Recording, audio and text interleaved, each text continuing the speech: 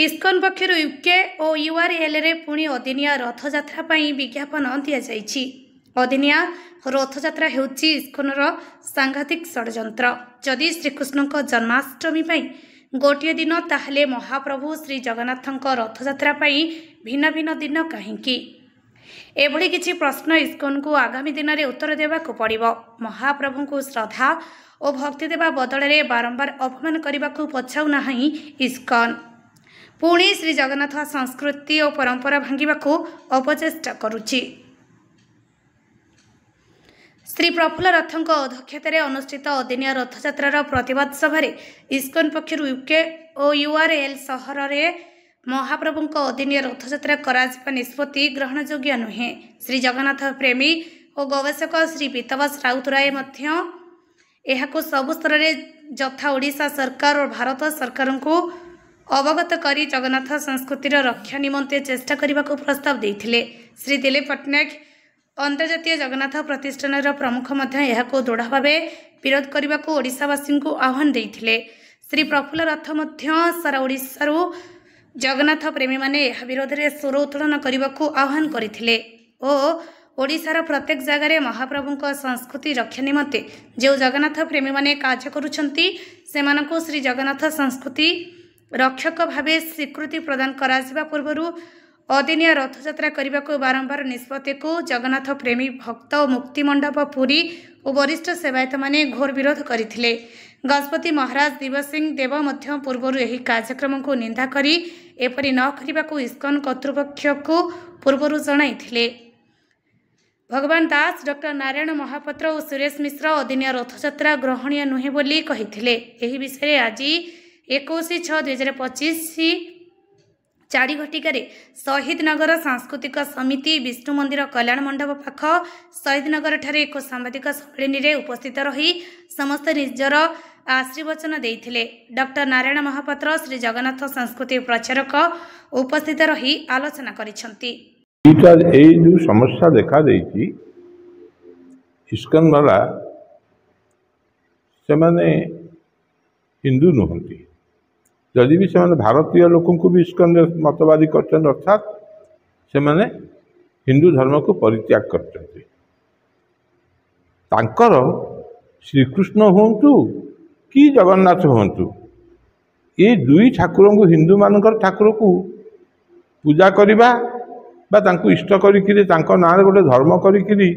लोक भुआ बुलेवा आदौ उचित नुहे। तेणु आमर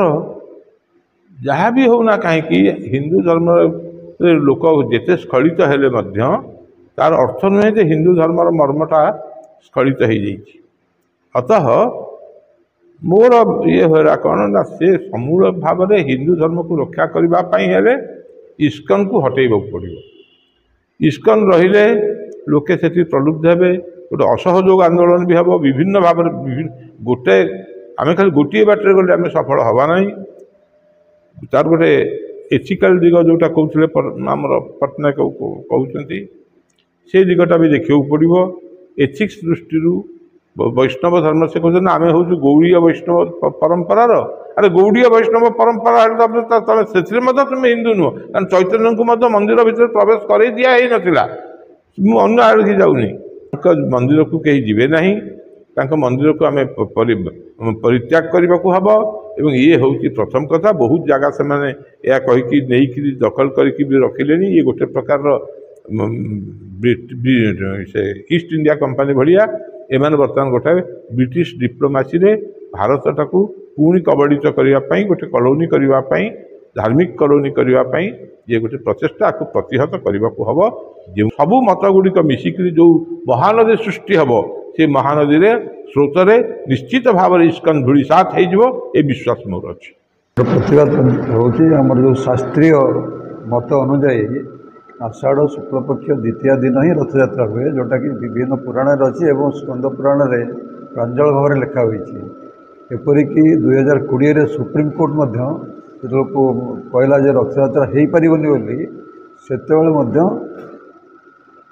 आमर कहला जदि रथयात्रा न हुए ताले 12 वर्ष धर न हो पार तार एत रही सांटिटी जाऊ कह जाए माने तेणु रथयात्रा हम केवल से दिन हम ता व्यतीत अन्य कौन दिन हो पार ना एटा कौन से मत बदली दि जापर ना बर्तमान जो प्रकार रथयात्रा होची एक प्रकार गोटे फार्स गोटे प्रहसन जे रथयात्रा दिने नुह सी गोटे कंटिन्यूअस कर माने मास मास धरी प्रत्येक दिन जब रथयात्रा हम ताले जगन्नाथ से आणिकी गोटे खेलना करवा यहाँ हूँ सबुठ बड़ विभ्रांतिकर जिनस जोटा कि आम शास्त्रीय मत नुहे यू जगन्नाथ को लेकर कौन सी खेल हो पार ना केवल शास्त्र मत ही कर दिलीप कुमार पट्टनायक सभापति आंतर्जातिक श्री जगन्नाथ प्रतिष्ठान सभापति श्री रायरामाल श्रुति परिषद आज जो आमर ए प्रेस मीट होती अदिनिया रथ यात्रा जोटा कि आम शास्त्रीय मत स्कंद पुराण रे क्लियर लिखाई आषाढ़ मास द्वितीया शुक्ल पक्ष रथ यात्रा पालित हम एटा आज नुहे आवाहन काल